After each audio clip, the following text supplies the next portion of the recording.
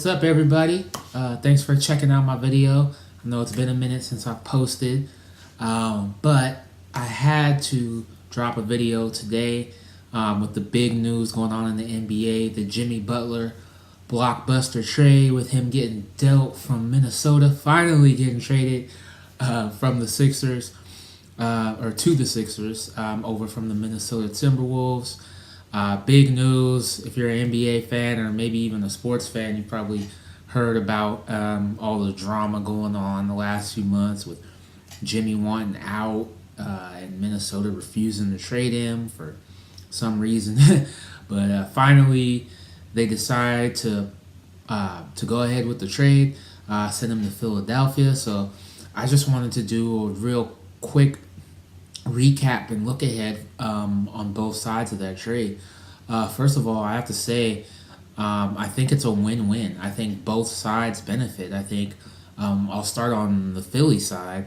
I think obviously getting Jimmy Butler, and with that trade, they made that trade with the expectation that they are going to go ahead and sign him to a long-term contract, a 5-year max contract at the conclusion of this season. So they basically get this year to try it out and see how it works, make sure Jimmy fits with the young guys with Simmons and Embiid, but it gives them a third all-star caliber player, a really good two-way player, and it really raises the ceiling for Philadelphia because, I don't know, with them being in the Eastern Conference with real stiff competition with Toronto obviously looking really good, Boston, Milwaukee's been incredible so far this year. So Philly needed to make a move to kind of make sure they could compete with those top teams in the East. And I think now with getting Jimmy Butler, they have a big three. And I think you could probably say, I think it's fair to say that they now are the most talented team in the Eastern Conference. Whether that means they're actually going to win the East, I don't know. We'll have to see. But I think it's a great move for them.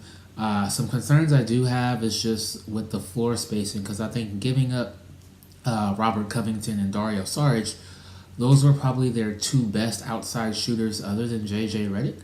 So I'm really curious to see how that's going to impact Philadelphia's floor spacing, their three-point shooting. That could be an issue. Simmons obviously can't shoot. Markelle Fultz obviously has got some issues with his jump shot. Joel Embiid's probably a top three-point shooter on their team now, and he's their center. So it's going to be interesting to see what happens with the floor spacing, but I think it's a move you definitely make to add Butler and to add a big three, not only for this year, but going forward. So, yeah, the Sixers basically get the rest of this year to try and win the East, and but I think more importantly, they can use this season as kind of an audition to see how it works with their new big three, and if things look promising, then they can sign Butler to a max deal. Now all of a sudden you've got Joel Embiid, Ben Simmons, and Jimmy Butler as a big three going forward for the foreseeable future, and that's really good. That's a really good package. It's a really good young core. Hopefully they'll be able to re-sign J.J. Redick in the summer as well, because he's more important than ever, I think, for that team now with veteran leadership and three-point shooting that he provides. So I think it's a great deal for Philly. And then on the Minnesota side, I think it's a great deal for them as well, too. They had to get rid of Jimmy Butler. They didn't want to give him up for just, they didn't want to give up $1 for 65 cents. They wanted to get back some young talent that was going to help them still compete. They didn't want to just throw in the towel and say, hey, we'll trade him for a bunch of future draft picks. They wanted to get back some players who were actually going to be able to help them now and in the future, and they did that. I think they accomplished that goal. I think that they did a good job trading Jimmy to an Eastern Conference team, so it's not a team that they're going to have to worry about down the line, as far as facing in the playoffs. They didn't strengthen one of their direct competitors. So I think it was smart to send him to the East. I think in getting Dario Saric, he's a guy that would fit really well on that team between Wiggins and Cat, because he's kind of a guy who can play the 3 or the 4. Minnesota desperately needs three-point shooting, and he helps with that. He can space the floor. he can rebound. He's an intriguing young player that I think is only getting better, and I think he's just now realizing his potential. So I think that I think Sarge is a real good fit, and then Covington, another guy who's a 3-and-D wing. He can defend. He can hit shots. You can either start him or bring him off the bench. I think he's the guy that would be good either way. So it gives Minnesota some more depth and flexibility. Now they can mix and match their lineups. And I think it helps most importantly because now I think you're going to see Karl Anthony Towns take off now that he doesn't have to worry about distractions from Jimmy Butler. I think that the whole Jimmy Butler thing was really eating at him mentally.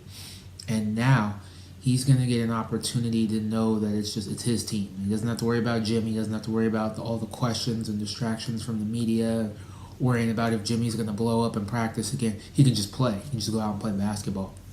And I think you're going to see Karl Anthony Towns return to that all-star level that you've seen from him in years past.